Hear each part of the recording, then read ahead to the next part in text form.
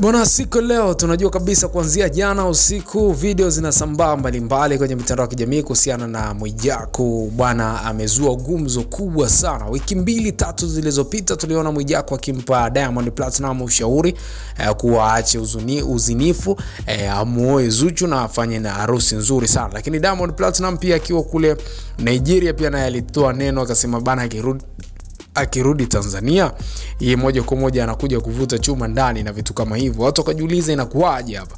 Lakini ukweli ni kwamba tumeona mke wa Mwijaku hajazungumza mpaka sasa hivi, maana kwamba bado anamuuliza mumewe je, ni ya kweli haya au si ya kweli.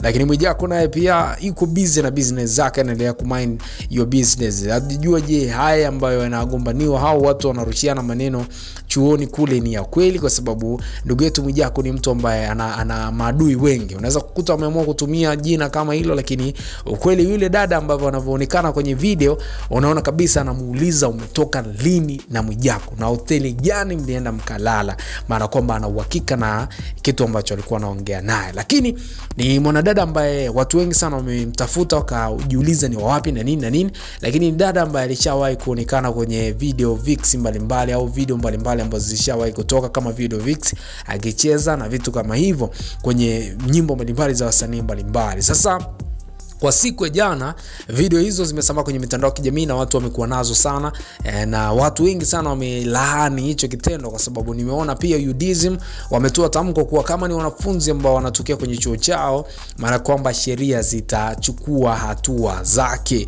kuhakikisha kuwa hao wanaweza kuwekwa pembeni au wakachukuliwa hatua kali za kisheria. Sasa hujajua je ni hatua gani ambazo zitachukuliwa baada ya kugundulika kama ni wachuo au la, lakini tumewaachia wao ili washuleke nalo wajue ni wakwao au si wakwao. Lakini kitu ambacho walikuwa wamemfanyia mwanamke mwingine kwa sababu ya Mwijaku au kwa sababu ya mwanaume ni kitu ambacho kinaumiza sana, kwa sababu wamempiga huku wakitoa nywele kichwani na vitu kama hivyo kwa kungoa. Sasa unaweza kuona kabisa kuwa ni swala ambalo linaumiza, hata kama ni wewe ni mzazi ambaye umemtuma mtoto shule au chuo akasome, alafu baadaye unakuja kukutana na video kama hizi zinasambaa kwenye mitandao ya kijamii, alafu unamcheki kabisa ni mtoto wako, alafu anaomba kabisa kuwa video sisivuje na vitu kama hivyo. Lakini unaweza kuangalia pia jinsi ambavyo alikuwa anaojiwa huku anachapwa na mjaledi na vitu kama hivyo, anaambiwa usinisogelee. Hiyo video ambayo ina unyenyesaji wa kijinsia, na ndio maana sijaiweka hapa ili uione,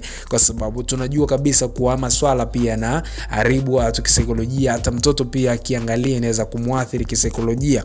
Mimi nikasema kama Zua TV ninavyotambua afya ya wafuatiliaji wangu nikaiweka pembeni ili nikupe jinsi ambavyo ilikuwa. Kwa hiyo namna kama hiyo imetokea sana na watu wengi sana wamejiuliza inakuaje. Mimi nikabaki nikijiuliza je hili ni sawa au sio sawa.